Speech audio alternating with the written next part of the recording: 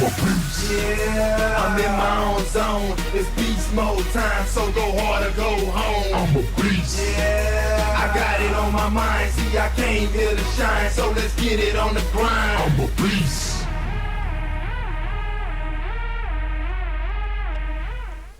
Good afternoon, FPC. My name is Nevaeh Serena, and I'm here with... Hey, good morning. My name is Scott Drabzik, and I'm the athletic director here at Flagler Palm Coast. Today we're going to ask them a couple questions, and we'll see how that goes. Which sport do you think gets the most attention, like out of every sport? Yeah, I mean, I think naturally, everybody attracts the Friday night lights in football, right? Like, I think that's the sport across our country, not just in high school, that gets the most attention, right? So from an attendance standpoint, from people attending games, I mean, football is the most popular just because of, again, it being on Friday nights and everything that surrounds it with cheerleaders and our band and whatnot. So football, I would say, is the most attended sport, but we get really good crowds for a bunch of our other sports. Girls volleyball this fall has got huge crowds for a lot of games. I think as we kind of work into our winter season, we're really expecting boys basketball and girls basketball to have good crowds. So, definitely football, but I think we have some other sports that are super popular as well. Okay, that's good. Which sport do you think is the most recommended? Well, wait, no, we're going to restart that. Yeah. I said that question totally wrong. Okay. Which sport do you think should get more recognition? Yeah, I mean, I think a lot of the non-team sports, like we consider them maybe a little bit more individual sports, like tennis or golf, even cross country, are sports that they're not your typical sports that like maybe are played on TV or not on TV, but on campus, that deserve more recognition. And I mean, I'm a graduate of FPC. I went to school here. I played men's golf when I was here. So like I know what it feels like to be on those teams where you want to see more people come either attend your matches or your games and get more recognition. So I think we're trying really hard with our new website and our social media to publicize maybe those non-bigger sports, and give them a little bit more limelight to show all the great things that our athletes that are doing on those teams as well.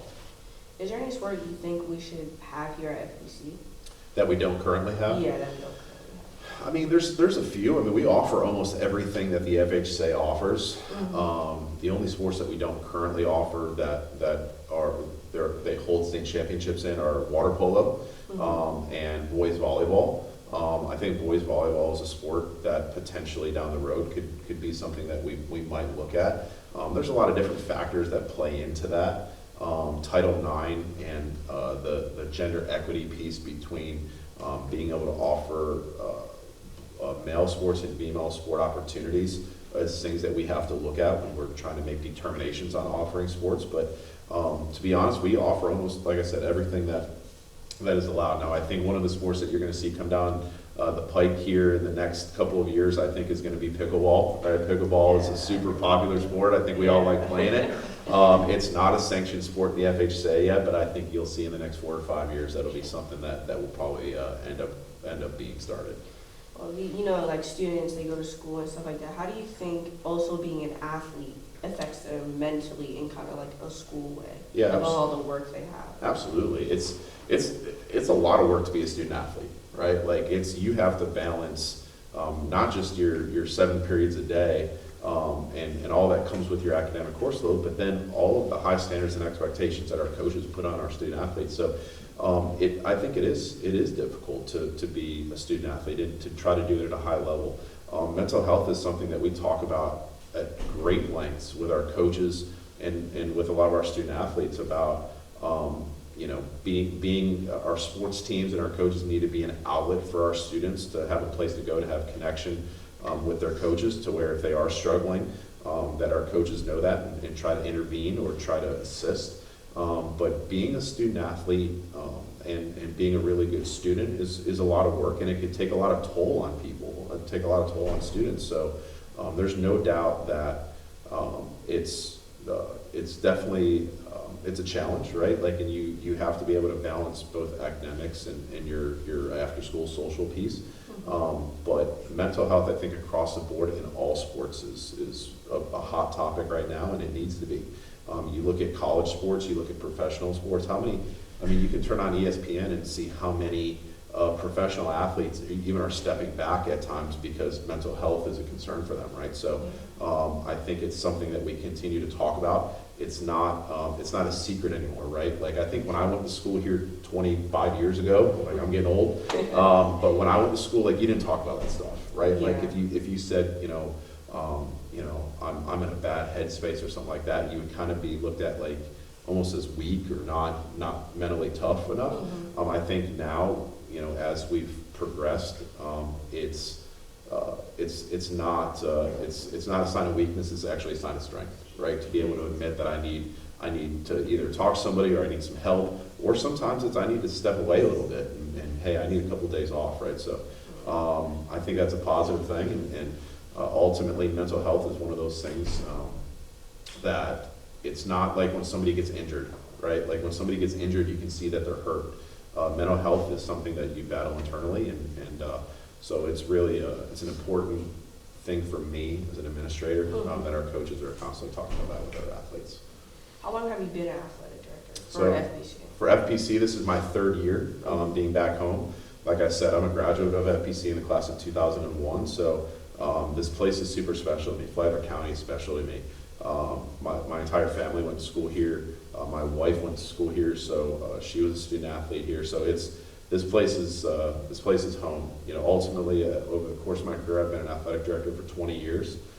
This is my 20th year as a head athletic director, but my third year here back at FPC. What made you want to be an athletic director? Like, what inspired you? Yeah, so when I graduated college, I played men's golf in college, and after I got done, I kind of was figuring out what I wanted to do, right? Like I at one time thought I was maybe going to go into law enforcement, or I was going to go to law school, and I was like, I'm gonna get into teaching because I want to coach. So when I graduated, I actually moved to Orlando, got a job at Dr. Phillips High School, which is year in, year out one of the best athletic programs in the state, and coached golf and baseball there. And then after a year and a half of being there, the athletic director that hired me at the time said, hey, you love being around sports, because I was always at games. Like I would go watch, a basketball game or a girls volleyball game. I just loved being around. So he offered me an assistant athletic director position. And that's kind of what got me into the athletic administrator role. I never really thought about it. I thought I was just going to be a teacher and a coach. Like I just, I was just going to teach social studies and coach golf and baseball. And I think, when he offered me that opportunity to kind of see the other side of the business, to where I get to now work with 32 different programs and 32 different sports, it was a really cool thing. And for me, I've grown up loving sports. I was never a great athlete. Like I was never an elite athlete, but I loved being a part of a team. I embraced being a part of a group. And I love the competition piece of sport. And so my entire life growing up, I knew I wanted to, be involved even past college. But when that opportunity kind of presented itself to be an athletic director, I was like, this job was meant for me. Like this is what because I love going to games and watching sports and being a part of it. So definitely the job is not just that, right? Like I do get to go to a lot of stuff. There's a lot more behind the scenes that goes into it. It's not just showing up to games and rooting you guys on, but that's the fun part of the job, right? So that's ultimately why I got into it and why I've stayed in being an AD for this long. So. What made you come back to FPC? What made you, choose, oh, okay, I want to be an athletic director for FPC? Yeah, so 3 years ago, when Coach DiAugustino decided to kind of take a step back. So Coach D's a legend here, right? We all know that. Yeah. Like he's been on this campus almost 40 years. He was a legendary Hall of Fame wrestling coach, and then he was the athletic director here at the school 16 years, which is a long time. When he knew he was going to kind of step back and go back into the classroom, at that time, I was living in Orlando. I just opened a brand new high school, Horizon High School, and we loved it. Our campus was 3 miles away from the front door at Disney, so like we were in a cool spot, and we had some success. But ultimately, my wife and I knew, like, if the opportunity was to ever to come back to Flagler County, we wanted to do that, right? We love living here. We love where we grew up. We take a lot of pride in this, and we at that time we just had our daughter Caroline, and we knew that we wanted her to grow up in the same community that we did. So we applied for the position and sat through the interviews with our administrators, and it was a lot of work, but ultimately it was a blessing to be able to come back and work with this team and be able to work with you guys as our students, right? Like, I love Bulldogs, you know what I mean? And I wanted to have the opportunity to come back and work with Bulldogs and be a part of this family was something that was so special. And I don't ever take it for granted any day being able to come back and work in this role. I understand how important this position is to this school. I understand how important athletics are to our school and our community. And I never take that for granted. So it's a blessing every single day. Ultimately that was the reason why I came back to FPC. Yeah. So you said you played golf in high school. Did you join as a freshman, or did you like join later in your high school career? So I played golf and baseball in high school. I actually tried out my freshman year in golf and got cut first time, and I was like, okay. So, but I kept playing, right? Like it's a sport that you can continue to play. And actually, a month after the season started, the coach called me back and said, "Hey, we had a roster spot open. Do you want to come back?" So I did play 4 years of high school golf, but back then the team was super good, and they carried a smaller squad. They only carried 8 guys. Where this year we carried 16 guys on boys golf. It was kind of cool to be able to get that call back my freshman year. So I played 4 years of varsity golf. And then I played 2 years of baseball here at FPC for Coach Perry. And so, again, love my experience, love being able to wear the green and white and represent Bulldog country. And so, ultimately after school, I had the opportunity to move on and play college golf. I played 2 years at Flagler College in St. Augustine, and then my last 2 at Bethune-Cookman and Daytona. Again, was never like the all-star by any stretch. Like I wasn't that good. Like I wish I was. Just a good player, but not in like. I was good enough to be there, but like I was a great teammate. I worked really hard. I was a good student, right? So like I did all of those other things that allowed me the opportunity to be a part of that team. But I was never a star. I was never a starter. So that's why when I talk to a lot of our athletes today about like what's your role on this team, and not everybody can be the star, not everybody can be a state champion. Sometimes it's just what you're blessed with physically, but what can you control? You can control your effort, right? You can control your availability, being at practice every day. You can control doing all the right things, making good choices.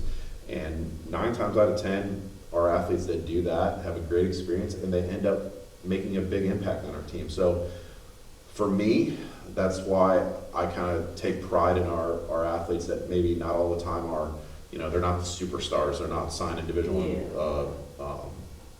I college, letters of intent, but like they work really hard and work their way into that, because I was that kid.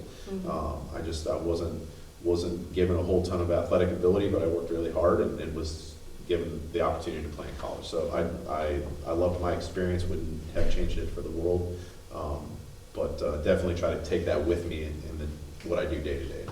Is there anything you would change about your job, like any big thing or small thing? Change about the job right now? Yeah. Man, I don't know. I think paperwork probably. like if I could get rid of paperwork, and it's just like it'd be the same thing as like homework for students, right? Yeah. Like if I can get rid of all the paperwork and just be able to spend more time with our students, more time with our coaches, I think. The stuff that I love the most about our job is being able to truly mentor and work with our coaches. Again, being able to go to our events, whether it's a weightlifting meet like we got tomorrow, or football game on Friday night. Those are the fun things. But like if I had to change anything, I would love to be able to get rid of all the paperwork. That's probably. I hear that's one thing coaches or any teachers, just paperwork. 100%. Like you don't get into coaching because like you love doing compliance reports and fundraising. Like nobody loves to fundraise. Like that's not like why we get into it. You love to compete. You love to practice. So if I had to change anything, that's probably what it would be. But that's kind of the necessary evil behind the job. You kind of answered those 2 questions already in all the questions. No, yeah, absolutely. And what about the hold on, put in my notes from what Philip said. The generation thing? Oh, okay, yeah, I guess, okay. So being an athletic director for so long, Yep. like all the generations, do you see a change in it, like throughout the years of being an athletic director? Yeah, I think so for sure. I think social media and just technology has changed the way young people learn and interact. 20 years ago, when I first got into coaching and teaching, like we had cell phones, but like I had a BlackBerry. Do you guys know what BlackBerries are? Look it up. Like that's like an old phone, right? Like it's the Yeah. first like one that you could type on. Yeah. Like we didn't have you didn't have smartphones. Like you didn't have as much social media like at your fingertips. So like I think that generationally has changed students today. Just being able to interact with the world so quick. So that's a positive, right? There's a lot of good things that come of that. Yeah. You can broaden your horizons. You can make more educated choices. You can interact with people that maybe you hadn't been previously before. But I also think it has changed athletes today a little bit more. And we talk about mental health. Yeah. And I think social media does impact young people today, sometimes in a negative light if it's not used properly or if it's not used in a healthy way. Yeah. And it's not just young people. We see it with adults too. So I think that has changed a little bit. But people, ask me all the time about like, is today's generation of athlete different than it was 20 years ago? When it comes down to like, putting your shoes on or putting your spikes on and going out to practice, no. Kids are kids, right? Like, students are students. We're going to do a lot of good things. Sometimes we make mistakes, but no, I don't think generationally our athlete today is any different, other than just I think some added pressures from social media and technology. And again, like I think hopefully we all learn how to work through that and cope through that a little bit better. But no, kids are, I think, the same now as they were 28 years ago when we were here on campus, other than just that small piece. Well, guys, that looks like all the questions we have for today. Thanks for having me. Appreciate it, guys. So let's get it on the grind. Yeah, I'm back with a vengeance, and I'm in it to win it. I'm going Popeye up in here. I muscle up with my spinach. Excuse my moment of rage. You let the beast out the cage. I'm like a fine wine, boy. I just get better with age. Only get stronger with time. I never crack under pressure. I'm here to give it my all.